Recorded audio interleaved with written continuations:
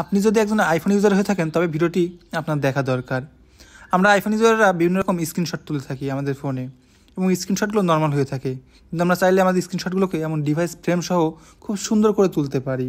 এর মাধ্যমে যেমন দেখতে সুন্দর লাগে, ঠিক একইভাবে কাউকে যদি আমরা স্ক্রিনশটগুলো সেন্ড করি সেও বুঝতে পারবে যে আসলে আমরা একজন আইফোন ইউজার। তো এটি কীভাবে করতে হবে চলেন দেখিয়ে দিচ্ছি। তো প্রথমে অ্যাপেল অ্যাপ স্টোরে গিয়ে সার্চ করতে হবে মকআপার। আমি সার্চ করলাম, এখানে অ্যাপ আসবে। তো প্রথম অ্যাপটি আমরা ডাউনলোড করব। আমার অলরেডি ডাউনলোড করা আছে, আমি এখন ওপেন করছি। ওপেন করে আপনাদেরকে দেখাচ্ছি কীভাবে কাজটি করতে হবে। ওপেন করলাম, এখানে নিচে সেটিং আসবে, সেটিংটি টান দিতে হবে নিচে থেকে। এরপর আমাদের কিছু কাজ আছে, এখানে ওপেন মিডিয়ার মাধ্যমে আমাদেরকে মিডিয়া সিলেক্ট করতে হবে যে আমি কোন ছবিটাকে ডিভাইস ফ্রেম সহ অ্যাড করতে চাচ্ছি। তো আমি এখান থেকে একটা ছবি নেব।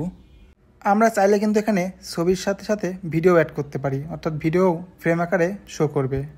তো এখানে ডিভাইস অপশন থেকে আপনি সিলেক্ট করতে পারবেন যে আপনি ফ্রেম হিসেবে কোন ডিভাইসটি সিলেক্ট করছেন, মানে কোন ডিভাইসের ভিতরে আপনার স্ক্রিনশটটা থাকবে, আপনি ডিভাইস হিসেবে কোন ফোনটি দেখাতে চাচ্ছেন। তো আমি আইফোন 15 প্রো ম্যাক্সকে চুজ করলাম। তারপর এখানে আপনি কাস্টমাইজ করতে পারবেন যে আপনি ল্যান্ডস্কেপ চাচ্ছেন নাকি পোর্ট্রেট মোডে চাচ্ছেন। তো আমি যেহেতু পোর্ট্রেট মোডে চাচ্ছি সেহেতু পোর্ট্রেটের যে সাইজটা 1080x1920 সাইজটা দিয়ে দিলাম।